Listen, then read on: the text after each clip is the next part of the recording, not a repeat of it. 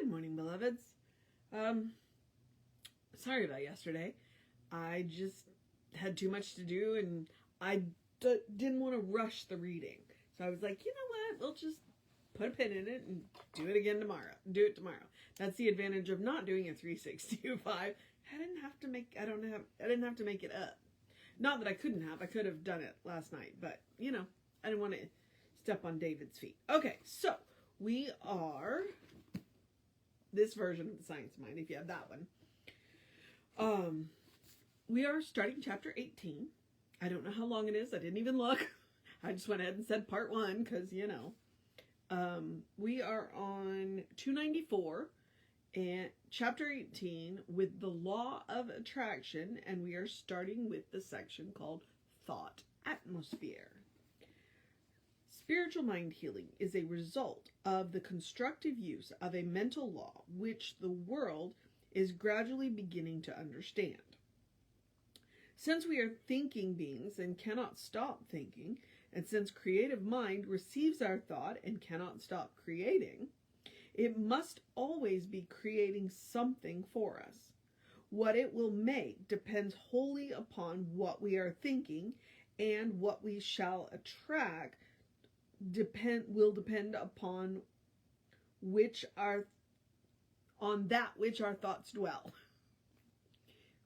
Which is why I say it's so important to pay attention to the trend of your thoughts.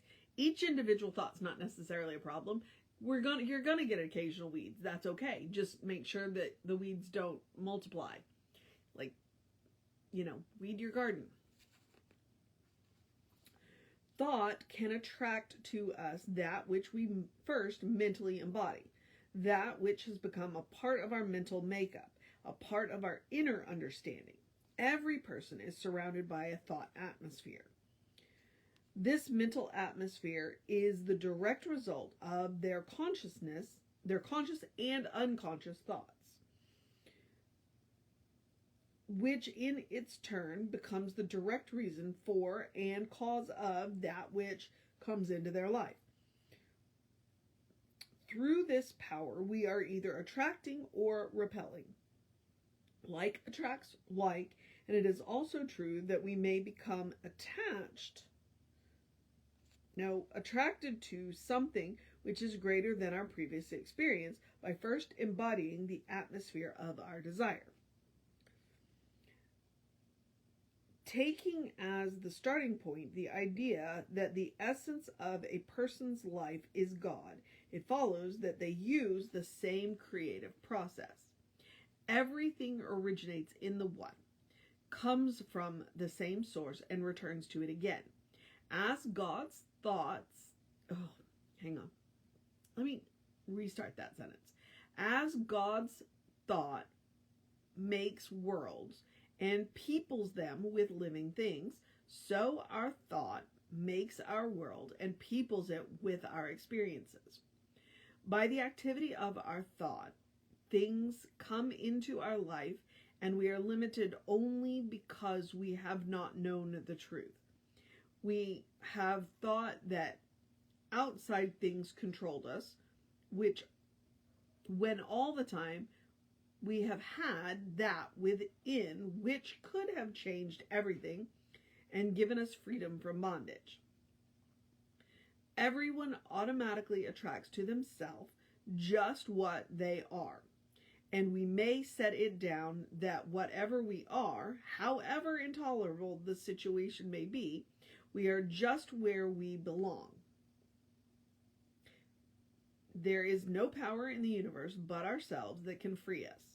Someone may help us on the road to realization, but substantially and permanency can come only through the consciousness of our own life and thought.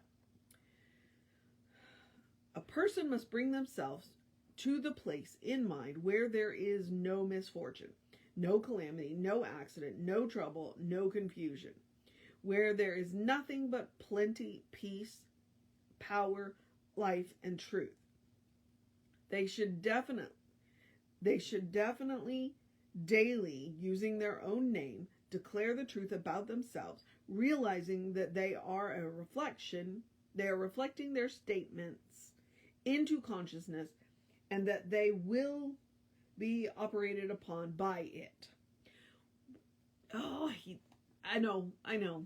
His writing sometimes makes me a little, which is why I'm struggling a bit. Sorry. Okay, let's keep going. This is called, in mysticism, high invocation, invoking the divine mind, implanting within it seeds of thought relative to oneself.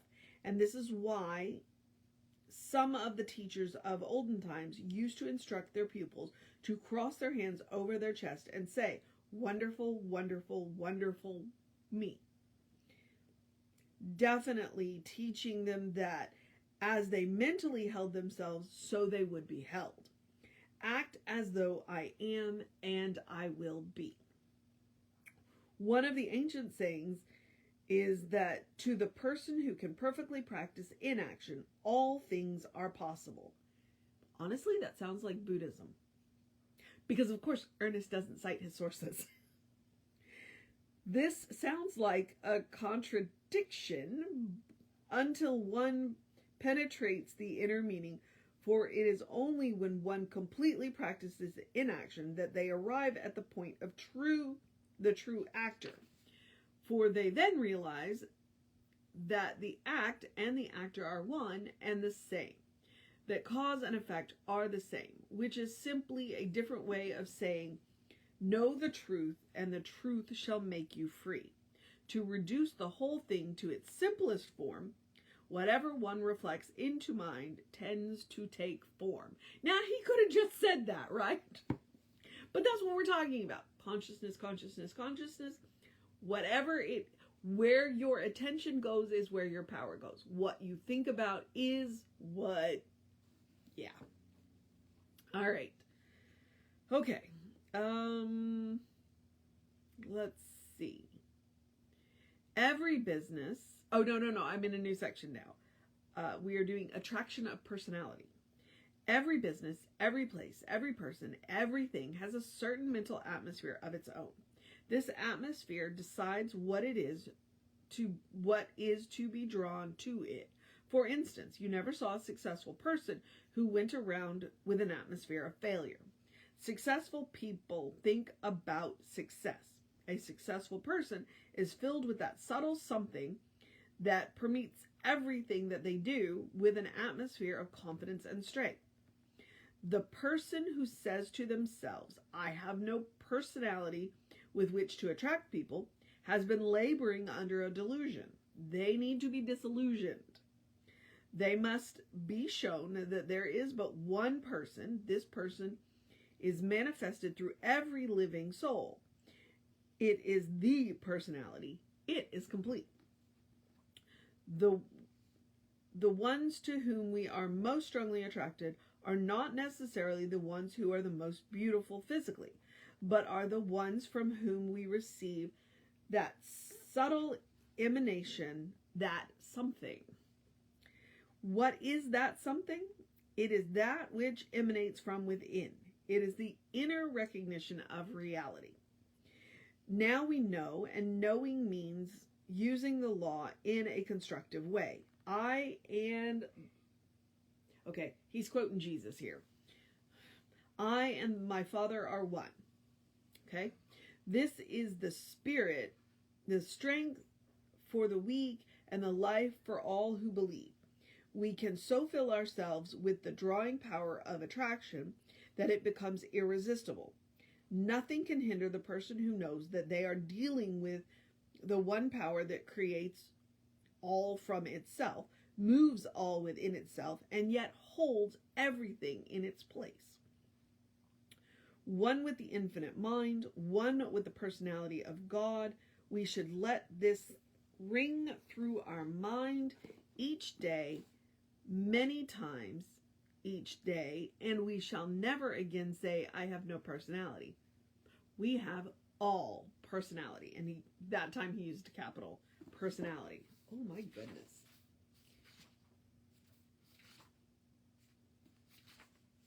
Yeah, okay. I just kind of glanced at how long these sections are. So I'm gonna do attracting friends, and that's where we're gonna wrap it up for the day. All right, attracting friends, which is a very important topic for a lot of people. Attracting friends. All right. In turning to the law, realize that it is a law of reflection. Life is the mirror of king and slave, Emerson said. If you want a friend, be a friend. As the idea of friendship draws upon the consciousness, the law of attraction produces friends. If one is the picture and the other is the thing, wait, hang on. The punctuation just got weird. Okay. As the idea of friendship draws upon the consciousness, the law of attraction produces friends. For one is the picture and the other is the thing. This is the great teaching of involution and evolution. The thought involved and the result evolved. One is the treatment and the other is the demonstration. When we are dealing with causation, we are dealing with that which has involved within itself all effect as it unfolds. We may leave it to the law to compel right action. With this in mind, let us go to the treatment. Do we wish to attract friends? We must begin to imagine or image ideal relationships, be they social or otherwise, to sense and feel the presence of friends, to enjoy them in our mentality, not as an illusion, but as a reality, not as a dream, but as an experience, to declare that their presence is now here. All right, this next sentence is all in caps, so emphasis earnest. But we must never look to see if they are here, because this would imply doubt and would neutralize our word. We can attract the kind of friends we wish if we specifically designate the kind, but we must never think of certain people or that a particular individual must be one of the friends, for this would be hypnotic. The idea will bring the right kind of friends. In other words, remember how I mentioned not our responsibility is the what, not the how, but we don't get that specific. Like if there's a specific house you want, well, what if somebody's living in that house? Well, what you want are the characteristics of the house, not necessarily that house. Now, if the person in the house is ready to move out, then you might get that house. But you don't want to get that specific, okay? Same thing with people. You don't want to compel people to be your friend. But, if you haven't seen Inside Out 2, go see Inside Out 2. Yeah. That kind of talks about it too. All right. In order to have this friendship enduring, true, really worthwhile, and a thing of beauty, we should cultivate an attitude of friendship towards everybody and everything. The one who has learned to love all people will find plenty of people who will return that love. This is not mere sentiment, and it is more than a religious attitude of mind. It is a deep scientific fact and one to which we should pay attention. The reason is this: all is mind, and as we attract to us what we first become, until we learn to love, we are not sending out love vibrations, and not until we send out those vibrations can we receive love in return. Okay? All right. When we find we are without friends, the thing to do at once is to send our thought out into the world, send it full of love and affection. Know that this thought will meet the desires of some other person who is wanting the same thing, and in some way the two will be drawn together. Think of the whole world as your friend, but you must also be the friend of the whole world. In this way, and with this simple practice, you will draw to you so many friends that the time will be too short to enjoy them all. Refuse to see the negative side of anyone. Refuse to let yourself misunderstand or be misunderstood. Know that everyone wants you to have the best. Affirm this wherever you go, and you will find things just as you wish them to be. Okay, he's walking on ground that has me a little... okay, but we'll think about it. But he is talking about the friends you want. That's the energy you got to embody. You gotta be what you want. You know, whatever kind of friend you want, then be that kind of friend. So, all right, we've got a few more paragraphs to go, and then I will tell you what I really think. One of the first things to do is to love everybody.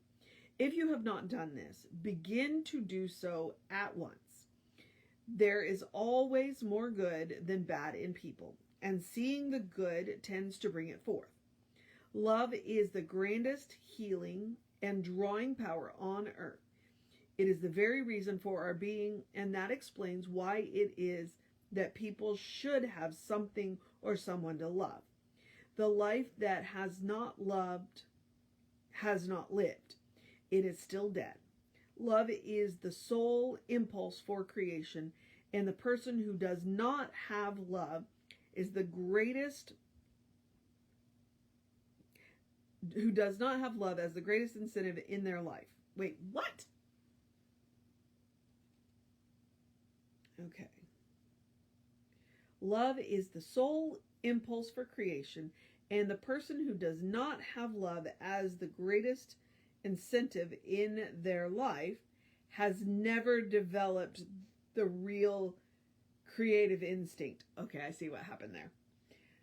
No one can swing out into the universal without love, for the whole universe is based upon it. I got caught when I changed paragraphs. That's why that line didn't make sense. Okay. To them that hath loved much, much is forgiven. A person may have many shortcomings, but if they love greatly, much will be forgiven them. People are dying for real human interest, for genuine friendship, for someone to tell them they are all right. We always welcome the person who looks at the world as their friend and loves it. And it is a law that the person who sees what they want to see, regardless of what appears, will someday experience in the outer what they have so faithfully seen in the within. From selfish reasons alone, if from no loftier reason we cannot afford to find fault, to hate, or to even hold in mind anything against any living soul. The God of love cannot hear the prayer of the one who fails to love. In our meditation for friendship, let us make our unity with all people and with all life. Okay, I am going to read the meditation, but I am going to stop for just a minute. Because Ernest is talking about making sure you see the good in people. And I wholeheartedly agree with him. I wholeheartedly agree when you meet people, see the good in them. But I also want you to be safe. And there are people who are simply not. They have forgotten who they are. So when you meet people who have forgotten who they are, then absolutely, please, see the good in them. See them as the beloved expression of the divine that they are, but do it from a safe space. Do not allow people to abuse you because you want to see the good in them, okay? Now, I love Ernest, but one, this book was written 100 years ago, and two, it was written by a man. And as a woman, we are asked to see the good in men when men refuse to be the good within themselves. Okay? There are too many women living in too many abusive situations. So, here is my caveat to what he is saying. Absolutely see the good in absolutely everybody. but do it from a safe space. And do not put yourself in the hands of somebody who has forgotten who they are. Okay? You're welcome to see the good in them. Just do it from a safe distance. Okay? You are allowed to love people from a distance. All right? Now I'm going to do his meditation. I'm wholeheartedly on board with what he says, but when people have forgotten who they are, don't put yourself in their hands. It is well and good to see the good in them, to love them. Do it from a distance. Okay? All right, now I'm going to read Ernest's meditation on friendship. And then we will start with section, we'll start on 299 with attracting success tomorrow. Okay. God in me is unified with God in all. This one is now drawing into my life all love and fellowship. I am one with all people, with all things, with all life. As I listen in the silence, the voice of all humanity speaks to me and answers the love that I hold out to it. The great love which I now feel for the world is the love of God, and it is felt by all and comes back to me from all. I understand all people, and this understanding is reflected back to me from all. I give friendship, and therefore I have friends. I help, therefore I am helped. I uplift, therefore I am uplifted. I am now surrounded by all love, all friendship, all companionship, all health, all happiness, all success. I am one with life. I wait in the silence while the Great Spirit bears this message to the whole world. All right. Attracting friends. We are in the law of attraction. All right. I'm just going to do some quick housekeeping because I've got to get off and go. So, we are Creative Life Spiritual Center, Creative Life Spark. I'm the running Rev Ryan on the social medias that I am on. An easy way that you can support us is go like, share, subscribe, follow, comment. Engage with our social medias. We appreciate it. If you want more information about the center, email info@creativelife.org. That is a constant contact, about 1 email a week. Or go to creativelife.org. That's our website. Okay, now I'm going to encourage you to have a great day, a wondrous day, a fantastic day, a magical day, an enchanted day, a wonderful day, an awesome day, an amazing day. A wrap this week up day, a do what you need to do day, a take care of yourself day, a be friendly day, a smile at a stranger day, a recognize that there are no strangers day, a love somebody today, a call a friend day, a get together with your friends day, since we're talking about friends, why not? A drink plenty of water day, a stay out of the heat day, a good day, and if that is too much pressure, simply have a day. You are enough just as you are. As I have said before and will say again, you are a beloved expression of the divine. You are a brilliant light, a divine spark. You are spirit in motion. You are God in action. Or as Reverend Jesse likes to call us, you are a goblin. All right? Explore the truth of your being. Okay? Reverend David will be on around 5 p.m. with you. I'll be back with you tomorrow with more of Chapter 18. Take care of yourself. Know that you are loved. And I will see you next time.